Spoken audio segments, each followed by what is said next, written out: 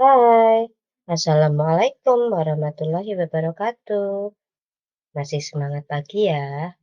Pada hari ini, kita akan belajar panas dan perpindahannya.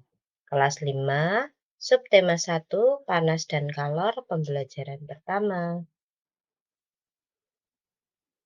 Tujuan pembelajaran untuk kali ini adalah yang pertama, dengan menuliskan kata-kata kunci yang ditemukan dalam tiap paragraf, siswa mampu meringkas teks eksplanasi pada media cetak secara tepat. Yang kedua, dengan menyimpulkan isi teks eksplanasi yang terdapat pada media cetak, siswa mampu menyajikan ringkasan teks secara tepat. Yang ketiga, dengan mengaitkan konsep perpindahan kalor, siswa mampu menerapkan konsep perpindahan kalor dalam kehidupan sehari-hari secara bertanggung jawab. Yang keempat, dengan menerapkan konsep perpindahan kalor, siswa mampu melaporkan hasil pengamatan tentang perpindahan kalor secara tepat. Perhatikanlah gambar-gambar peristiwa di atas. Gambar kegiatan manakah yang paling sering kamu lihat dalam kehidupan sehari-hari di sekitarmu? Apakah persamaan semua gambar tersebut?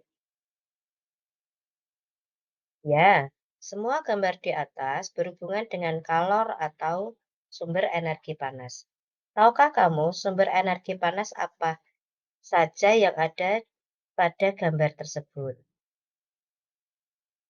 Betul, ada api dan matahari. Perhatikanlah gambar-gambar peristiwa di atas. Bagaimana dengan tubuh manusia? Apakah tubuh manusia mengeluarkan energi panas juga? Bagaimana cara mengukur energi panas?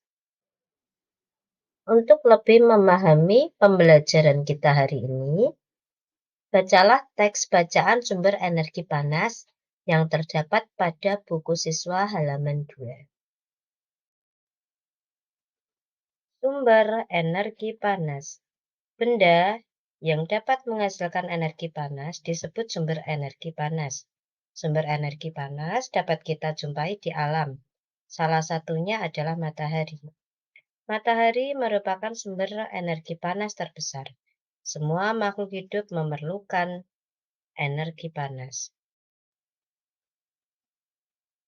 Energi panas matahari membantu proses pembuatan makanan pada tumbuhan yang disebut sebagai proses fotosintesis. Makanan yang dihasilkan dari proses fotosintesis menjadi sumber energi bagi makhluk hidup lainnya, termasuk manusia. Energi panas matahari dapat menerangi bumi, sehingga udara di bumi menjadi hangat. Dalam kehidupan sehari-hari, energi panas matahari dimanfaatkan dalam berbagai kegiatan sehari-hari. Misalnya, panas matahari digunakan untuk mengeringkan padi setelah dipanen, mengeringkan garam, mengeringkan ikan asin, bahkan untuk mengeringkan pakaian yang basah. Setelah kalian baca teks bacaan tersebut, jawablah pertanyaan-pertanyaan berikut ini. Yang pertama, apa yang dimaksud dengan sumber energi panas? Yang kedua, sebutkan paling sedikit 2 sumber energi panas yang kamu ketahui. Yang ketiga, apa saja yang didapatkan makhluk hidup dari matahari? Yang keempat, tunjukkan cara-cara sederhana untuk membuktikan adanya energi panas di sekitarmu. Yang kelima, bagaimana cara nenek moyang kita mendapatkan api? Setelah kalian membaca teks sumber energi panas, serta telah menjawab beberapa pertanyaan berdasarkan teks, tugas berikutnya adalah tuliskan kata-kata kunci pada setiap paragraf yang terdapat pada teks sumber energi panas. Paragraf pertama, kata kuncinya yaitu energi panas, sumber energi, proses fotosintesis. Kemudian untuk paragraf kedua, paragraf ketiga, paragraf keempat, coba kalian untuk mencari sendiri kata-kata kunci yang terdapat pada tiap paragraf. Kemudian tugas kalian yang terakhir adalah membuat kesimpulan dari bacaan tersebut berdasarkan kata-kata kunci yang telah kalian dapat.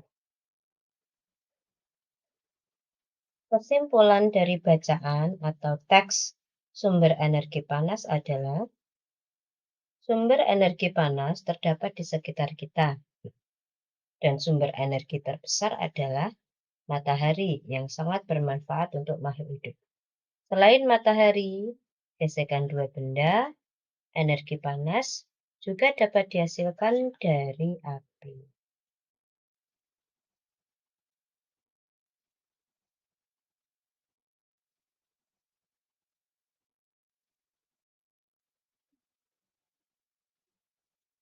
Ambillah sebuah penggaris, kemudian kalian gesek-gesekkan pada kain. Apa yang akan terjadi pada penggaris tersebut?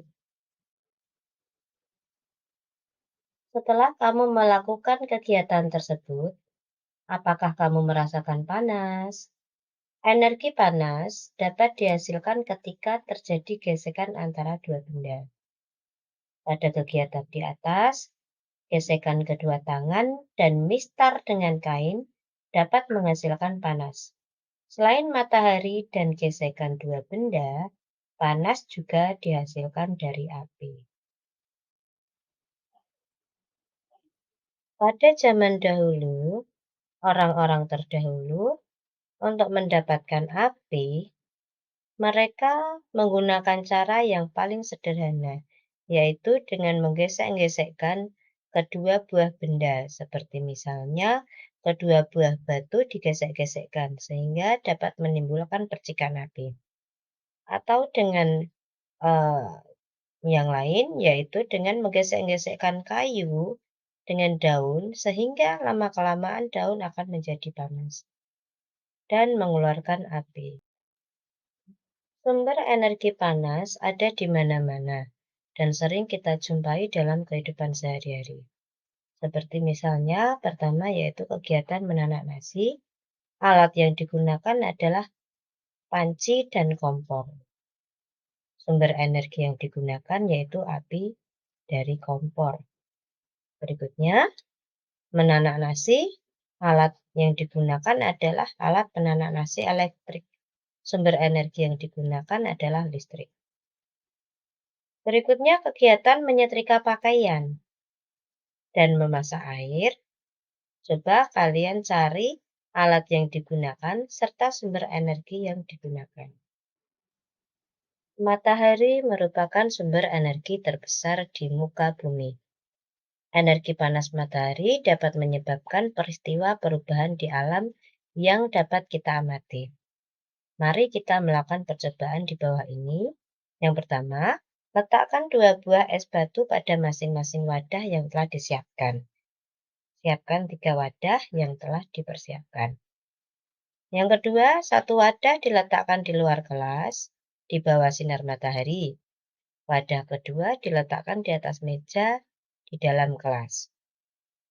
Wadah ketiga diletakkan di dalam lemari atau tempat yang terlindung dari sinar matahari.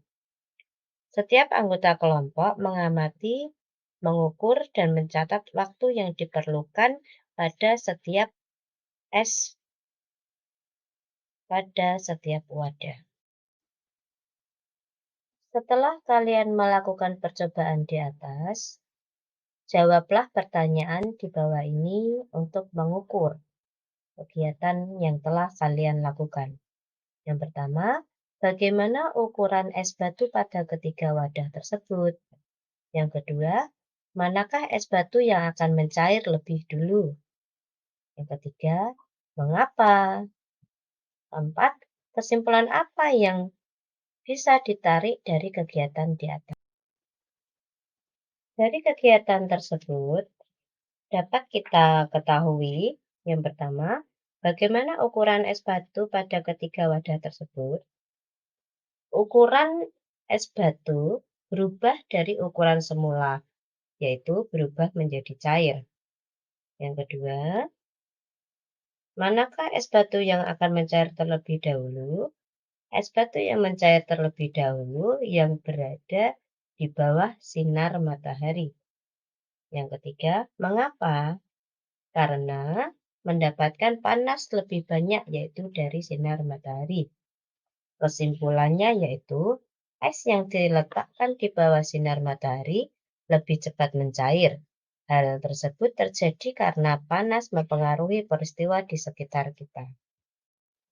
Demikian pembelajaran kita untuk hari ini. Terima kasih untuk perhatian kalian. Tetap semangat belajar ya.